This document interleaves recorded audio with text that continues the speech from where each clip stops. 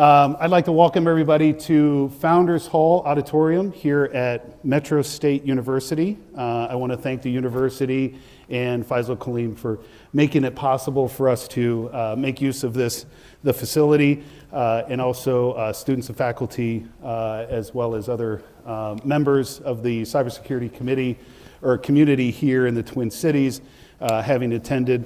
I also have the pleasure of being joined by two friends, colleagues, and contemporaries in the cybersecurity, governance, risk, and security application development realm.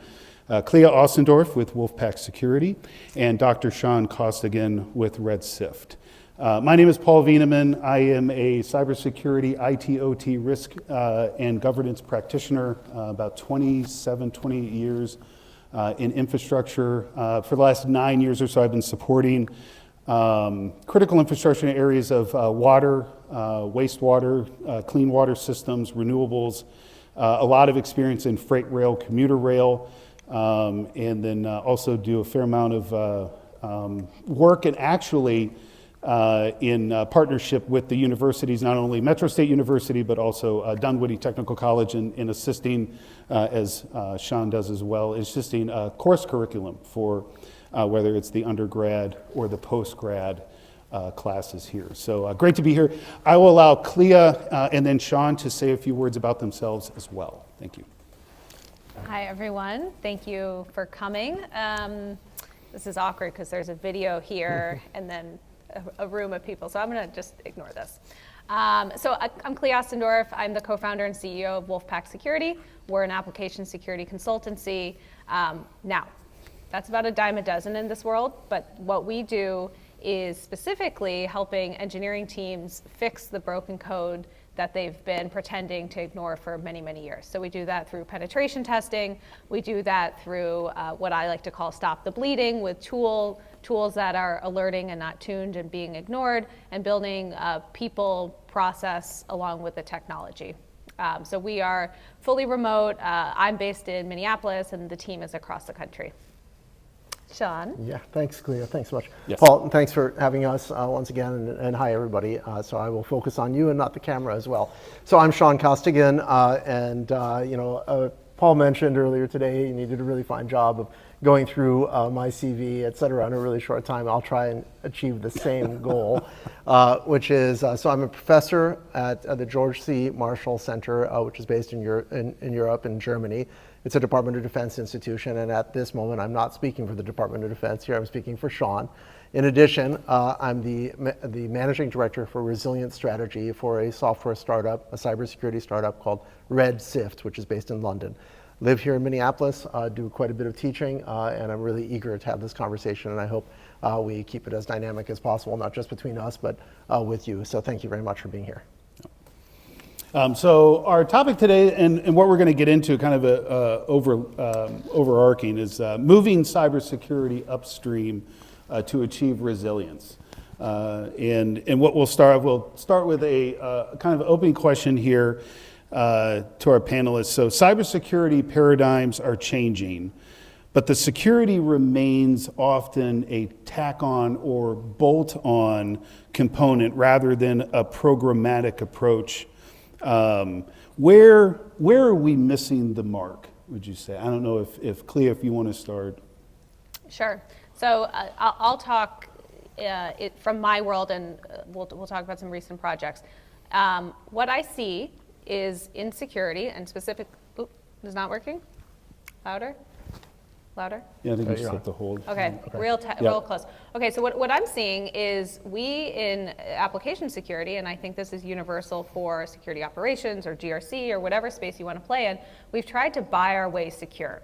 What I mean by that is the cybersecurity vendor space, there's thousands of different products. They all, for the most part, do their job. So we buy these products to think, hey, this is going to solve my problem, but we forget about how do we interpret the data that we get out? Who owns that? Where is that going? How do we determine the risk? How do we remediate what comes out of these products? And so, it's been bolted on, right? It's been added to the development lifecycle. It's been added to any policies around data exchanges. But are we actually managing this? And I don't think that's the case. So that's where I'm seeing just the bolt on. And it's certainly an area that no one really wants to tackle because it's hard. It's like, diet and exercise versus just taking a pill.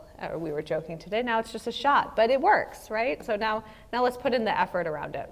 What do you think, Sean? Yeah, I agree. I mean, I think the notion from my side, I was thinking about this quite a bit on the drive over. So, I wake up thinking about cybersecurity like some people in this room, and if you don't, that'll happen to you, I guarantee you, if you stay in this career. But I think that the challenge here has been long in the making, and if you take the long arc and you say, how is it that cyber criminals, who are among the best, I'd say the best entrepreneurial minds, the best at using rational, small resources to extend their gains, they've looked around and found enormous vulnerabilities throughout our society, throughout our tech stack, throughout however you want to describe it. And the reality there, I think, is it's largely deficiencies on our part to imagine what we ought to be doing, what are the most reasonable proactive measures. And I like to use that phrase. At Red Sift, we talk about that all the time. We say, what's reasonable proactive cybersecurity look like? Not waiting around for the regulators or whomever else to fine you if you are not compliant, not waiting around for compliance. So how do you change that conversation? And that's, I think, for me, when I think about Upstream, I think about how do you get into that conversation at the right levels to allow for reasonable proactive to occur. Right. It's never a 0 day that is taking down organizations. It's bad hygiene. Yeah, hygiene, or the other piece of it is, because cybersecurity and cyberspace is unevenly distributed, you're not going to have an answer across all spaces. You won't. So you need to have custom, prioritized understanding of risk for you and your organization and your entity type. That's very important, and I don't see it yet, right? Not yet, but there are hints, there are glimmers, and I'm thankful for this conversation because there are hints and glimmers that we're going to get better.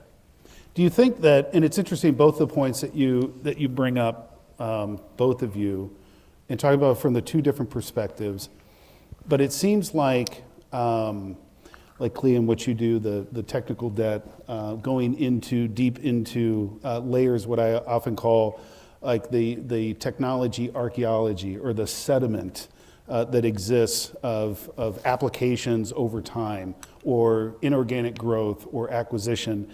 And then Sean, when you're talking about how, where does this sit and how do we move that up? Not only up and down, but left and right. And oftentimes it feels like cybersecurity, like the inoculation or the pill or the shot. Are we prescribing cybersecurity on the front end, either through succumbing to marketing within the industry of information security, or are we actually applying the cybersecurity to the risk analysis that we've done, or the risk to a critical asset, or the risk to systems and applications? And should cybersecurity be the output of something versus the input? Yes. So I when I was consulting, I would work with the security teams, and I would say, we can give you all the data of all the areas that you're vulnerable, but it's up to the business to determine the risk tolerance and interest in how they want to solve this. Now that may mean releases are slowed, or it may mean you have to invest in compensating controls or do other things to close those gaps. But you as a technology leader, that's not necessarily your job to determine that. You have to go to the business. So before you can implement or determine anything, what is the risk tolerance of the business? And your job as a security practitioner or professional is to paint that picture. This is what could happen. This is the likelihood. This is how it could impact us. This is our downtime. And maybe you can add some financial numbers to it. I think those are kind of flawed in the modeling, but at least give them an idea and let them make that decision. Or if they push it back to you, you use your best judgment on how to apply that. Yeah, I think there are a lot of different thoughts that to unpack that you offered there, Paul. So the answer is yes. I agree with. Or is it the Clea. prioritization of cybersecurity? I think the issue is to me, is security a goal? Is it an outcome? Right? Is that what you have achieved? All right, by investing, or Is it something else, right? Is it, is your expectation that there is no such thing as like full security? I think that should be the case, right? First of all, let me just preface this by saying my bias is that if someone tells you they're helping you achieve like something like 99% security, whatever that looks like, I don't think that's achievable. Not in that framing. Not in that context. Right, not in that context. Too many moving parts. Paul, you mentioned tech debt. Yep.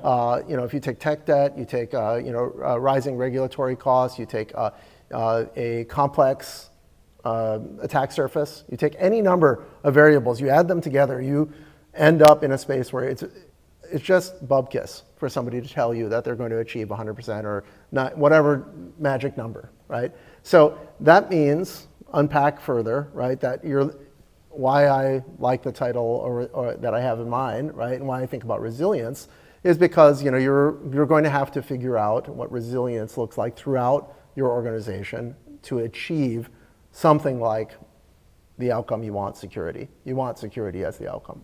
Now, how you do that is it really should come down to the things that you're describing, Paul. Like it should be some sort of custom approach, understanding the risks in your sector for your entity. But there are fundamental things, and I think we're going to get at that here. Fundamental things that really need to be done. Had they been done, we wouldn't have cybercrime be a national security threat. Had they been done 15 years ago, 10 years ago, despite all what I've said, right, about the complexity. We allowed complexity. Paul and I had this conversation.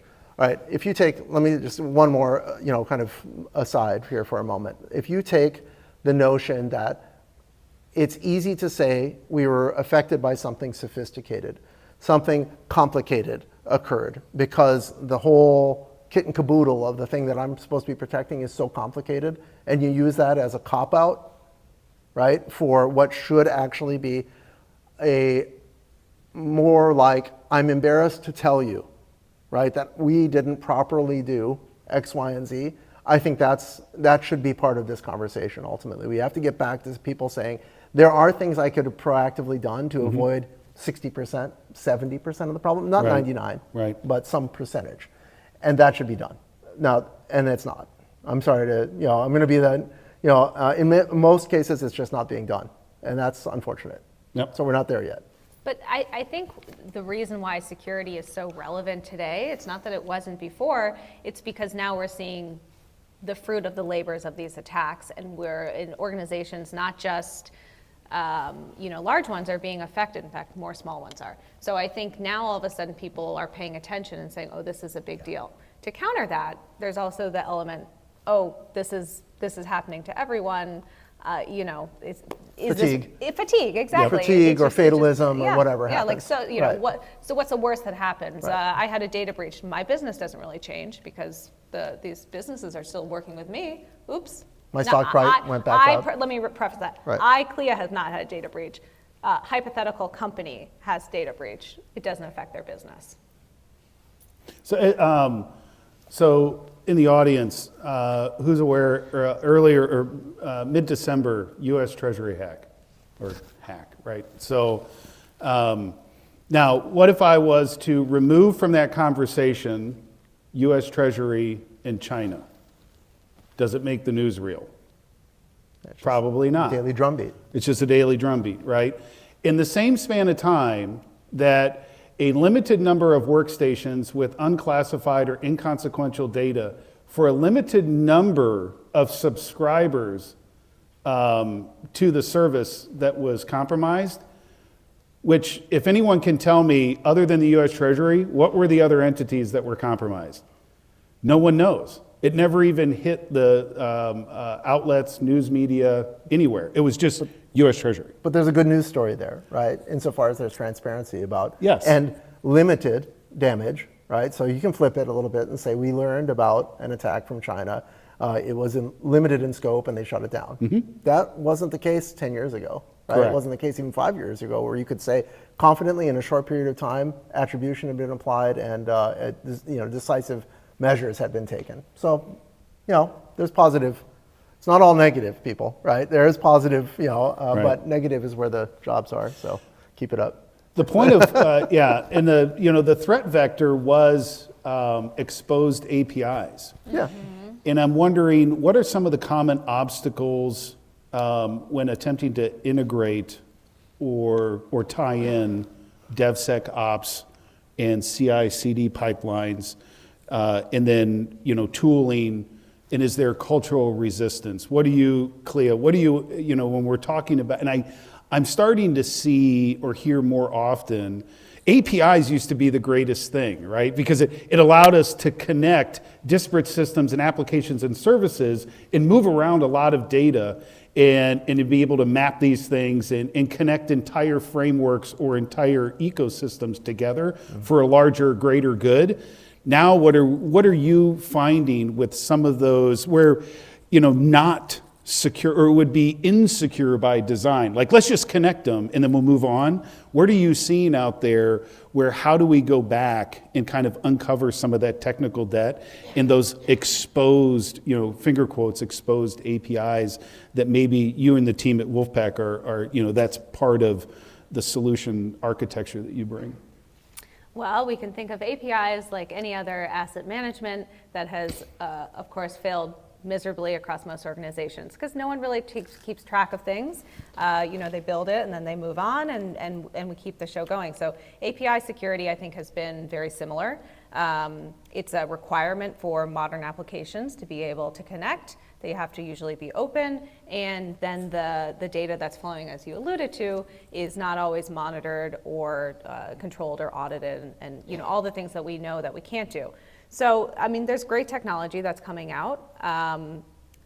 With that, as I spoke to earlier, if these tools and this tech is going to work, it's going to alert you where you have problems and vulnerabilities or things that you should look at. It's up to a human, maybe future some sort of AI bot, to determine whether or not this is a risk and whether or not that's a risk to the organization, and then have somebody actually do something about it. And that little piece of who's going to do something about it, that's where it fails, because is it the responsibility of the security team and the security engineers who bought the tooling that alerted on it, or is it the onus on the teams that built and support the APIs? So I think that little layer of unknown often is where things fail.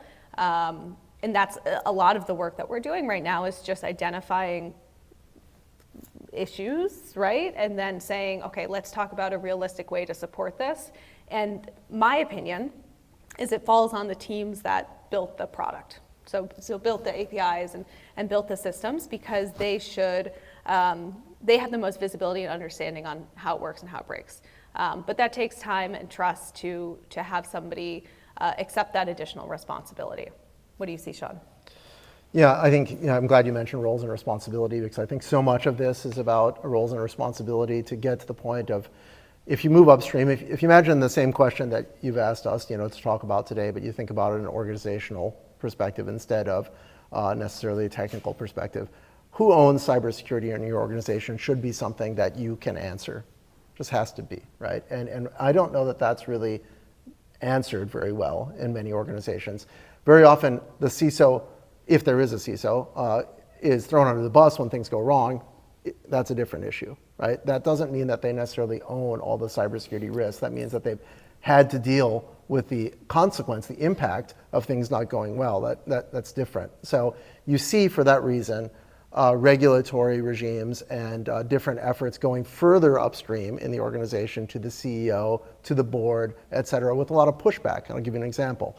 So, the SEC in the United States, right, has said that they would like, not necessarily would mandate, but would like to see boards have cybersecurity knowledge on them. A lot of pushback from companies, right, in that regard, from the publicly traded companies. In Europe, most recently, January 17th is coming around, something called DORA is coming into effect, right? You take DORA, that explicitly says there has to be ownership of cybersecurity inside, high up in your organization, whatever that looks like. It might be the CISO, but higher would be ideal. Because there's a joke for CISOs. If you become a CISO, or the CISO community, the joke is that the C is silent, right? That they're not actually a chief. They're not actually in the executive. They're just somebody else.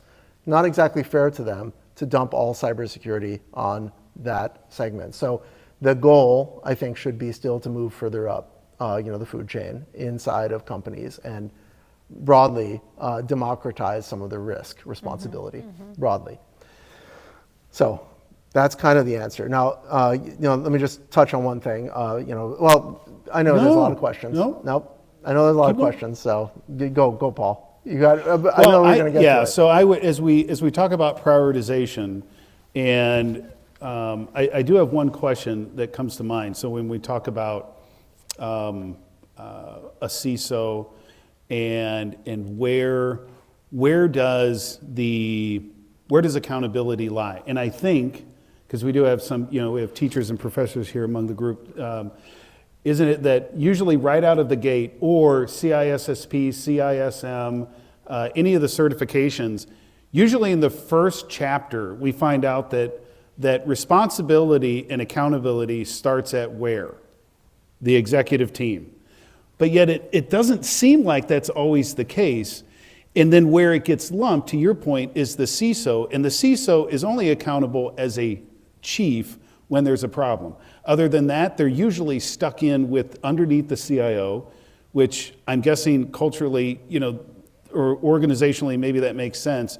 But shouldn't a CISO operate independently? I've often thought maybe under the audit committee and outside the board, autonomously, and separating the information technology or the CIO, CTO roles and then the CISO separately, and then moving upstream or making, is security by design or secure by design, is that also culturally and organizationally within the company as well? Loaded question. So several CISOs, senior CISOs that I am friends with, no longer take roles where they report to certain entities. So those may be, they don't want to report to the CEO, they don't want to report to the CIO, maybe they'll report to the chief legal officer, and that's by design because they need to have somebody who is not partial to necessarily the ins and outs and daily grind of the business. They need to have somebody who can see the risk and have an honest discussion around it. So I think the role without influence. Without influence, yep. So I think the role is being redefined. And then the other aspect that I'm seeing is it's a lot to expect of one executive or faux executive, however we want to think about it, to have to understand all the business risk and all the business elements and all the compliance elements and the legal components that go into that and all the technology that they have to support. I'm seeing more organizations start to divide that and split that, especially larger ones. And I think that's in some ways a positive trend because you become more of a executive and intelligent about a space that you need to protect, and then you can make more honest risk-based decisions. Building on that, I'm wondering, Sean, what are some of the intersection points of security, resilience, compliance, kind of where whether it's an organization or a practitioner or individuals here, within this session, but what are some examples where there are those intersection points? And then how do you see, folks starting to, how do we move? What's a path forward? Mm-hmm.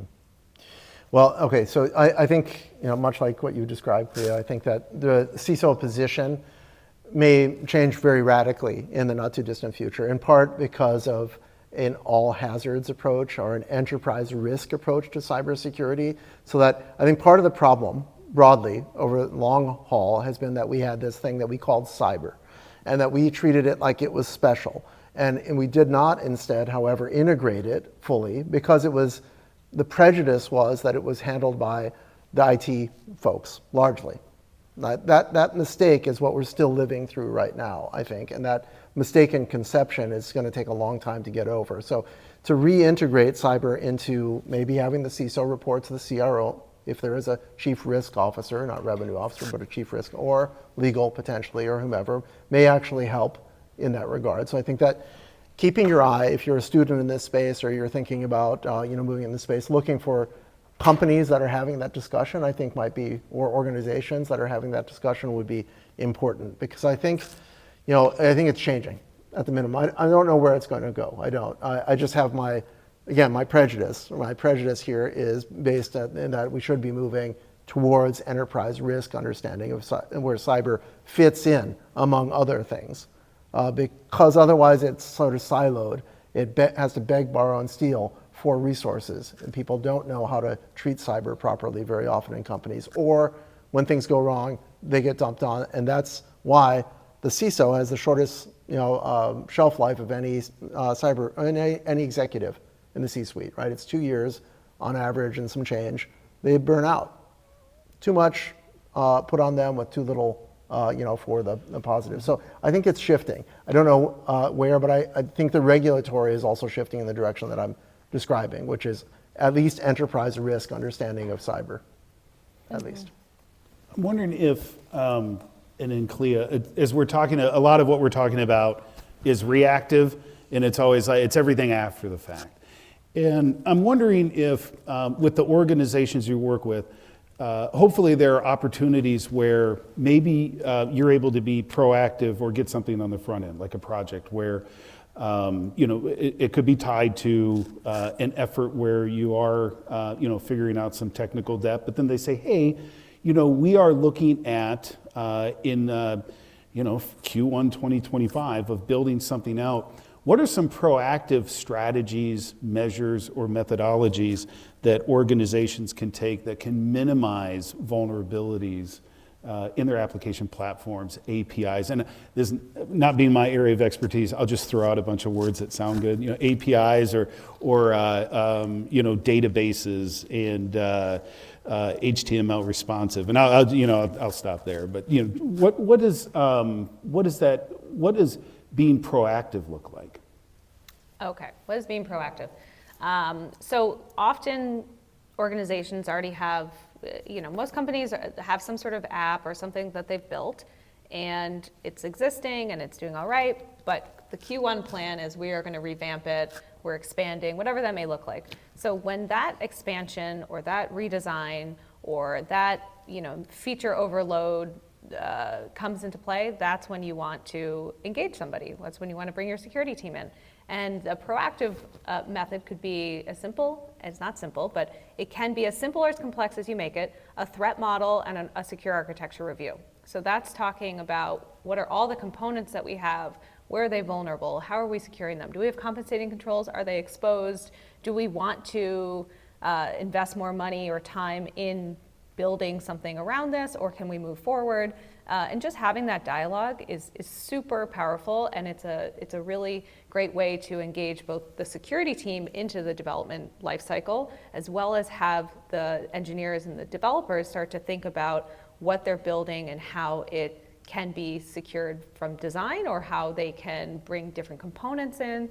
And just, it built relationships, and it's storytelling, and it's really, it can be really done well and exciting, where people have fun, and then it becomes part of the process. But I think that's a great place. Can that, and I'll add just one thing to that, and I know that in the audience we have a couple folks just by face and names I recognize that are in recovery. How does secure by design on the front end maybe even aid in recovery strategies? Does it make it more complex? Does it actually make it simpler? Is there, and I guess to say, when we're looking at, so we talked about resilience, we talked about safeguarding and security, but is there a carrot versus a stick? Does designing to be secure on the front end actually aid in recovery and faster recovery times, RTOs, RPOs, so that when there is an outage or downtime, can we get back to operationally optimal or efficient because we were secure our design was secure on the front end? Is there opportunity, again, to a carrot versus a stick? Sure, I think that's a great question. No, I got it. I'll be succinct. So I think it's a great question because it's not something that people often think about. But here's an example. When you're doing a secure architecture review, you're going through all of the components in an application. So then we'll pick on log4j. So then if there's a log4j-like incident, you can say, yes, that's in our application. We already know this because we did this secure architecture review. This is where it is. This is how we can address it. But most people don't think about it like that. But I like that. It's a great idea. Sean? Yeah, I think there's a couple different pieces there, Paul. So first, I think there's a misalignment oftentimes of resources in organizations when it comes to their risks. So I'll give you an example. Should you wait around? Absolutely, you should not wait around. Like for the, does it add to resilience? Yeah, it certainly does add to resilience if you reduce the risk of being attacked in some way, right, through proactive and reasonable measures. And I'll give you an example.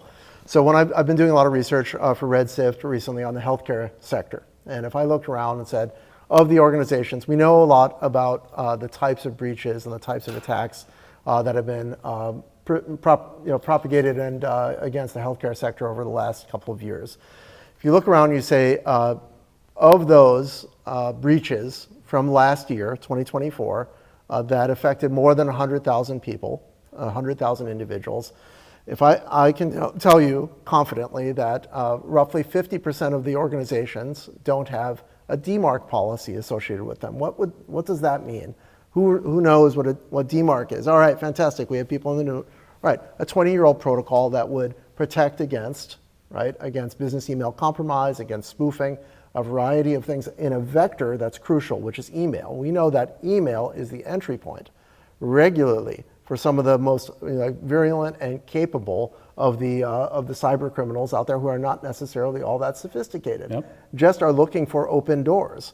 And yet here we are, when I can say this, right, 100,000 plus people who, and the entities there, right, 50% of them don't have a 20-year-old protocol that is crucial. A managed, right, system would work wonders in this space to assert some more measure of security. It gets you to this question of like, are you raising costs on the adversary and minimizing your risk, which is a form of giving yourself space for resilience, right? It's a dotted line towards resilience. It doesn't say, you're going to achieve it. It just means that at the minimum, you've closed those doors and you're not going to be, you're not responsible necessarily any longer because you've been reasonable and proactive. And by the way, it's inexpensive to do reasonable and proactive. It's very expensive to not be reasonable and proactive.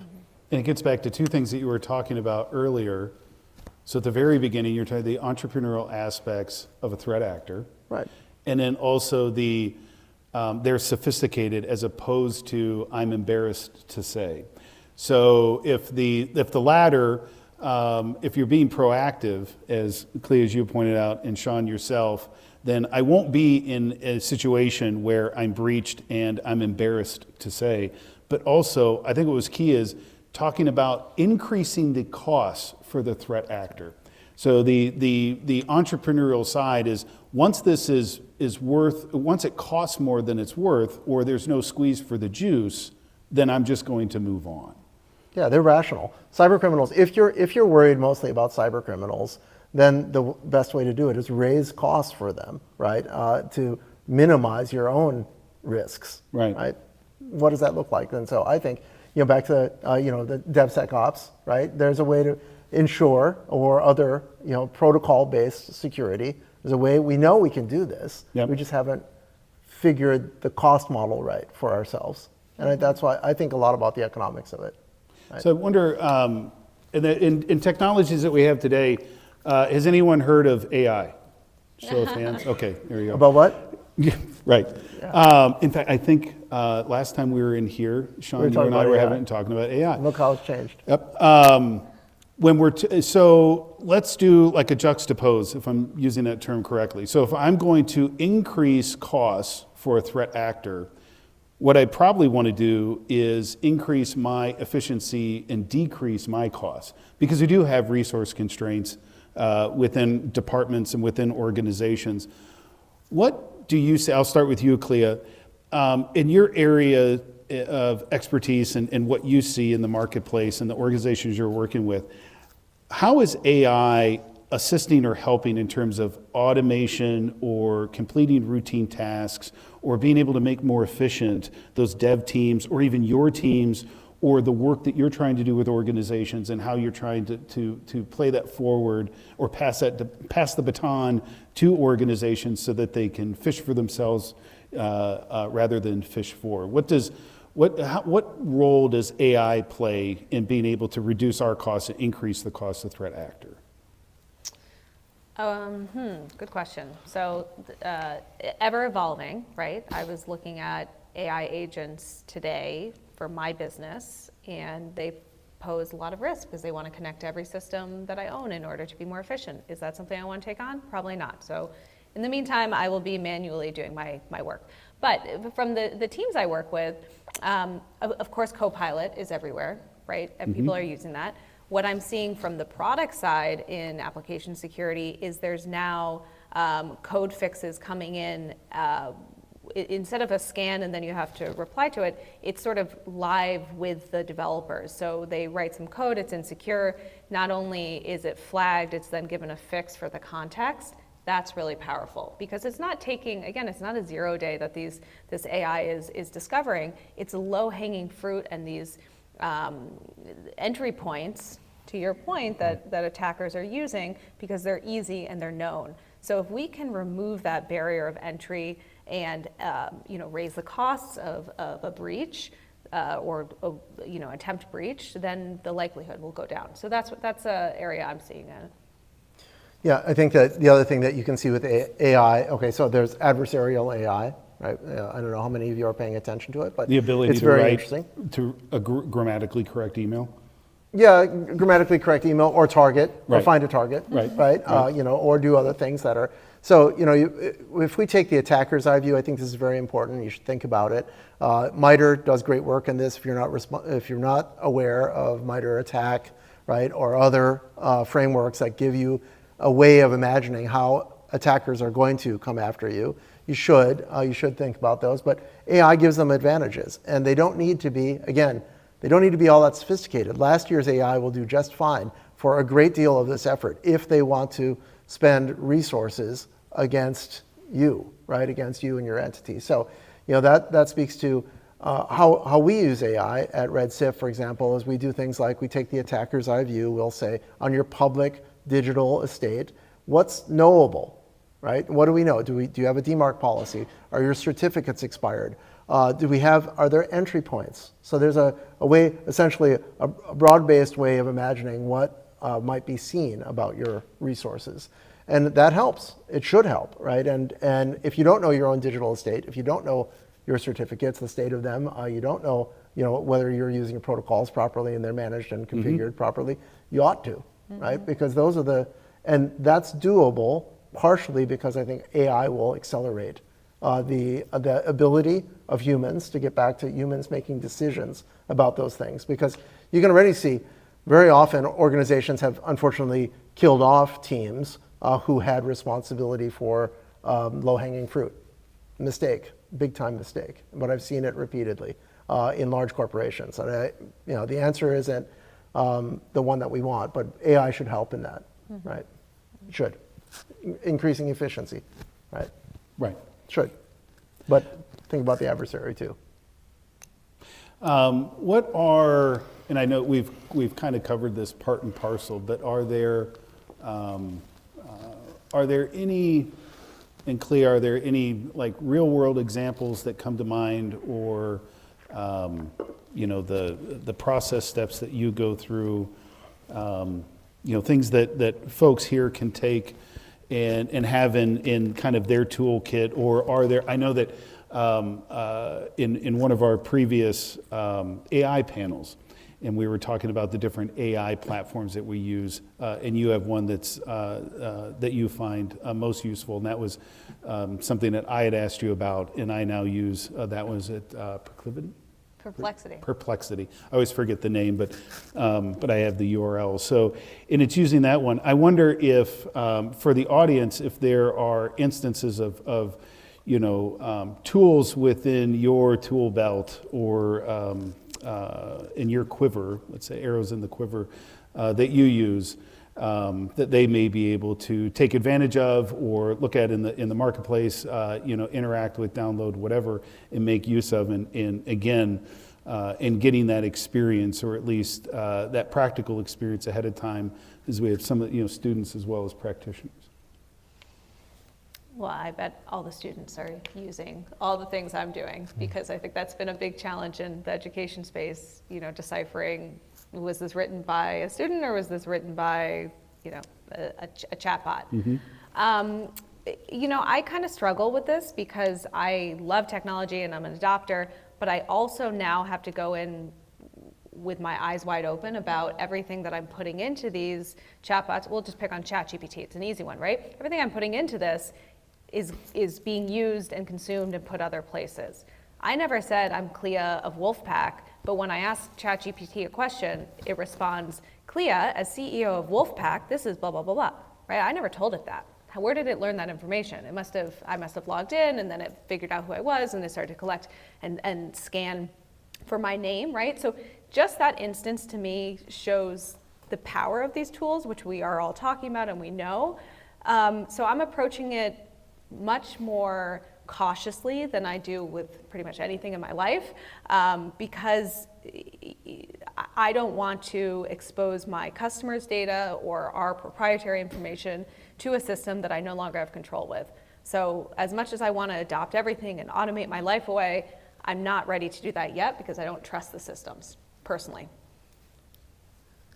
Sean? Yeah, I agree that there's a challenge, and I think we're at a unique, there's a positive story here too, that it seems everybody seems to recognize one piece of this challenge. I don't think, where we were 20 years ago when people just assumed, oh, the cyber stuff is going to be handled by other people. Oddly, with AI, I think broadly we have recognition across in both the intellectual space, in the IT departments, in regulatory, et cetera, that there is something that we need to do, and that's good, right? We've got everybody's attention. Now, at the same time, the technology is here, it's growing, it's changing. The conversation we had last year probably seems positively quaint if we played it back by today's standards of what the acceleration is. The thing that you noticed, Clea, is just like that's part and parcel where we're headed. So, can the conversation be had in a meaningful way? Again, to point to Europe. Okay, so Europe has an AI Act. It's the first, right? California, there's efforts. There are regulatory efforts in the space that some of which are very impressive, but it's distributed and it's uneven, like a lot of different things, right, in cyber. And so we ought to be paying attention to where these regulatory things go and what the costs are for compliance. But at the minimum, the conversation's being had. I think it's good, right? Mm-hmm, mm-hmm. Right? We're not just letting it run roughshod necessarily. And caution is good too here. But the flip side of that is I also see organizations, companies, and large organizations, government organizations too, taking far too strict a role, a perspective on AI, meaning that they enable sort of a shadow use of AI at the same time. So if you're overly restrictive, you can get people to work around your barriers. We've seen this in cyber. Long time, right? How many people remember when USB drives used to be sort of like glued shut because they were worried about people using the USB port on a computer? Well, turned out people were pretty clever. They figured out ways around all sorts of barriers. And that's occurring with AI too. So there's got to be a right answer here, but at least we're having the conversation. It's good. It's kind of like social media, Facebook. We just poured all of our data into it, and we didn't think about the consequences. Taught the machine. Right, exactly. We just said, this is convenient for me. I think with AI, at least we're approaching it with our eyes wide open. Yeah, and there's education, right? We're smarter now. We're slightly smarter. Yep. I think it's interesting when we're talking about convenience. I think convenience is undefeated against security like 10 out of 10 times. And I think, Sean, you made a wonderful point. It manifests itself in many different ways. I was speaking to an individual as either earlier this week or late last week, where they have, so on the governance, risk, and compliance side, there's a policy that says access control will limit the the console time to 15 minutes and then a screen will lock. But to get around that, individuals within the organization are installing mouse movement applications that are not profile specific, and so they don't really trip the unauthorized software or no access rights, or the UAC within Microsoft, and so then it simulates a mouse movement, and the console never locks. And I think what's interesting is, and I will say this, is that DevSecOps, other than a really cool word or phrase to say, I always grew up with SDLC, meaning like software development lifecycle or system development lifecycle. Where do the two of you see like the intersection of policy, which is the documentation of a we shall statement for the organization? We're going to do these things, but what's the intersection point, and how does that manifest itself in actually doing the things? And I think the beauty of the two of you here is, a expert and practitioner in DevSecOps, and then Mr. Policy. So it would be great to have those two perspectives and see what do those intersection points look like. So if I have a policy that says I'll do something, but when we're talking about the context today, what does the doing of something look like, and how do I get back to the policy that we are doing it? Well, the policy usually starts it, so you go first. Oh, really? Well, all right, different types of policy, right, Paul? I mean, like there's the notion, okay, all organizations should have some cybersecurity policy. Statement of fact, right? You need now, how you got to having that cybersecurity policy is more important than just having the document for certain, right? That how you learned in that organization what you're trying to achieve through having a policy. Is it something that you consult? Is it something that is updated? Is it a living document? All these things that's where I would start, right? And that translates all the way down to roles and responsibilities. It translates to technology. It translates to how you deal with vendors, how you deal with all manner of risk should be in that document, right? Then there's big P policy. There's outside, the things that are external to your organization and the effects of those things on your organization, the decisions you have to make relative to those. I'd start with do you have a policy for your organization on information security management, on information privacy, on cybersecurity? If you don't, better cook one up, right? Step one. And you have to do it together in your organization, ideally. Don't hand it off to the cyber team and just say, write one. Don't download one, right? Build it together, and then maybe you get closer to raising costs and creating efficiencies, raising costs on the attacker, making efficiencies for yourself. That's where I'd start. So that's the goal. I don't see it done particularly well all of the time, but it's gotten better. It really has gotten better. Okay, so I would say you take the big P policy and the one that the teams put together, and then you figure out how can we enable the teams who have to follow the policy in the easiest way possible, right? Like let's take our favorite online retailer, Amazon, who has built an incredible engine that makes us want to just buy things, right? Sure. You just say, buy now, it ships to your house in 2 days.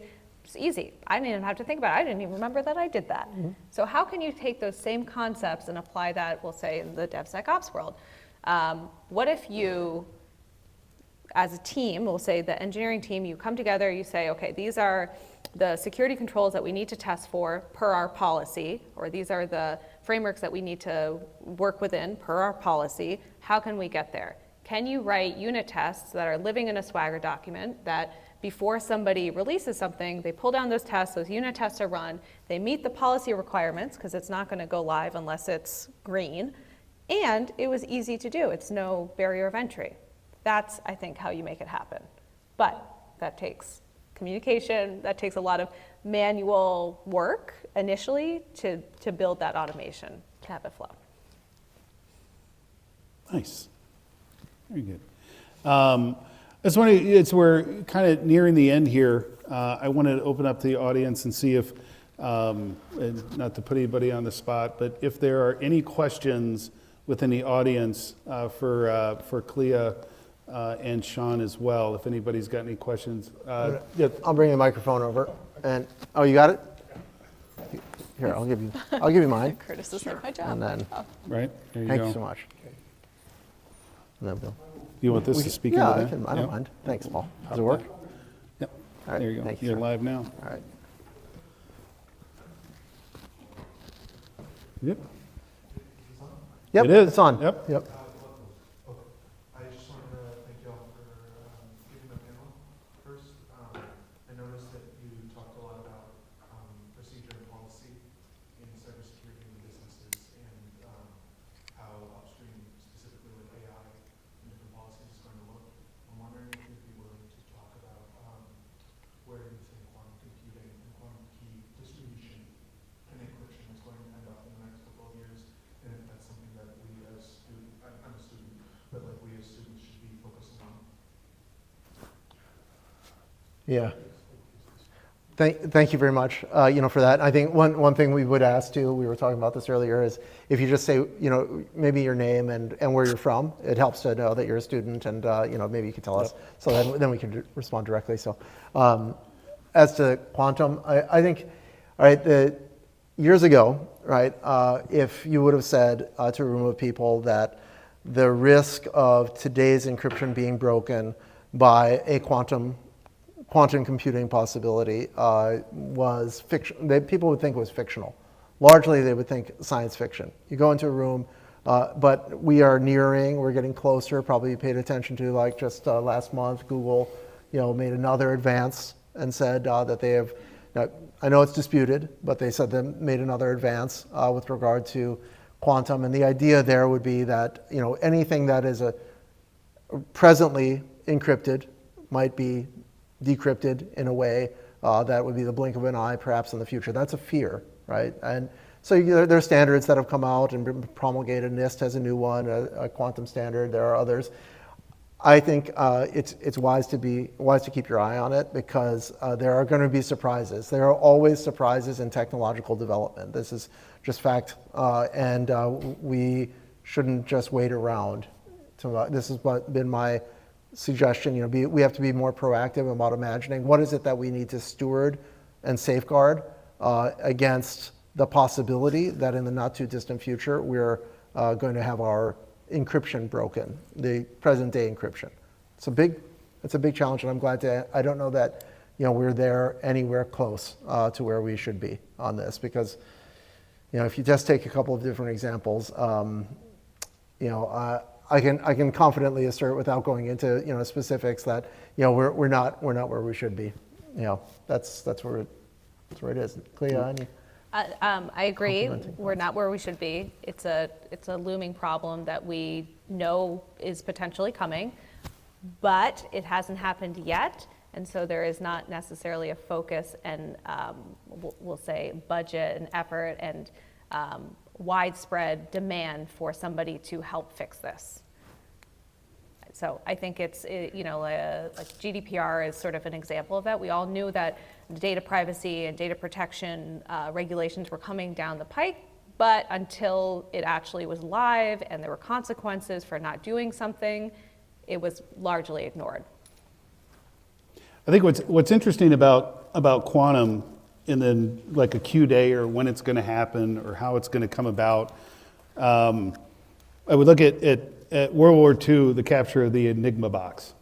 Nobody talked about it. Why? Because once you talk about that, or has anyone seen the movie U-571? Yeah. So once you know that the Enigma box has been compromised, then the Germans would have changed that. So Q day will come and go, and no one will really know. What we do know that's going on right now is there's harvest now and decrypt later, and as Sean and Clea pointed out, we don't know when decrypt later is going to happen or where that technology is. What we do know is that on the advent of quantum computing, what we're starting to see, especially in application development or application construct, is you have organizations such as, there's an organization, I don't know if anyone's know them, Quantinuum, and what Quantinuum does is they create keys, right? And then they have a API that you can tap into. They'll generate the keys with their quantum computing capacity, and then you can use those keys for your applications or whatever it is you're going to use. But the problem is now it gets to what our two guests and panelists here and experts have talked about, is that one, what is the policy for securing that information, that exchange across that API and making use of those keys? And two, What is the actual doing of the security and the safeguarding? And can we close that off? Because at the end of the day, what a quantum computer needs is it needs something to work against, right? So I can either increase its inability of material or key material that's exposed to work against, or if there's exposed key materials such as public key infrastructure, then I have to increase the entropy or the randomization of what it has to work against in order to get far beyond its current, as we know, the current reach, right? So I think that's where, from a quantum computing perspective, it's taking note of, are we, when we integrate systems that are making use of quantum computing now and offloading some of that key material, are we securing that key material? Are we not exposing it? And if so, is there a level of entropy that we know, based on quantum computing technology today, that it will exceed the capacity to be decrypted or decoded in its current form? So, really quick, one thought too. You may have already considered it, but Bitcoin. There was a great story last month again saying that Bitcoin depends on encryption, on cryptography that is of a certain sort, that also value could be eliminated very quickly by cyber criminals in this space, should it come to pass, and should they have access to the technology. There's another worry, which is it possible for states to control technology any longer? And I think the answer is broadly no, right? That states no longer control technologies, and that should also give us some pause here. So it's a great question because it should lead us into a future where we're imagining what the effects would be of doing it wrong. No, Faisal. Yeah. Just a quick comment on this. Yeah. So obviously this is the reason why there's an attack called Stored Now. Yeah. Later. Right. It's basically all about quantum because quantum is maturing. 100%. What they're doing is they're intercepting all those traffic right now, storing them, and then they're waiting for the quantum to mature and then start, attacking it. Right. And this is the reason why we always talk about post-quantum. Yes. So there's something called PQC, post-quantum cryptography. And that is the reason why they are basically having more research in that area. Yeah. So just a comment on that. 100%. And there's NIST. You could, if you've not already looked at it, the NIST work is very good in this space, I think. Again, there are critiques, but I'm not a specialist in that, so I can't tell you, but it's worth reading. All right. If not, I think we are right at 3:59, so we are at the, yep. Yeah. So I know that you guys talk about the AI cyber and so on, but often we forget about the other side, secure AI. Mm-hmm. It's the security of the AI, how to secure the actual models that is running the AI. Any comments on that? Sure. So the way we're looking at it is a lot of AI models are being just tacked on to current applications, right? So McDonald's, for example, we all know maybe we don't all know the McDonald's app, but the McDonald's app, well-known company, has this mobile app. It's used by millions of people. They've now put an AI model on top of it to track usage, to give better recommendations, to customize all the things that you want in a customer experience. How are we testing that application, that AI model that's been tacked on? And do we need to do something separate, or do we just put it as part of our general testing as an application security company? So that's something we're exploring. Again, we are trying to determine how much effort you need to focus on this versus demand, just from a business perspective. But I think it's coming more and more into play because if you, for example, you want to attack on with a API connection, is that using any API? Any AI? Have you tested that? I think that's going to come up in the next questions as organizations look to connect together and be more interconnected in general.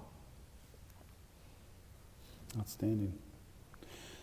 Well, I do want to thank both Clea and Sean for joining us here today. I want to thank the audience as well for coming along. And it was great to be here at Metro State once again, making use of the auditorium. It's a great space. But thank you to the two of you, and thank you, everybody. Thank you very much. Thanks, Paul. Thanks, Paul. Paul, you brought us together. That's it.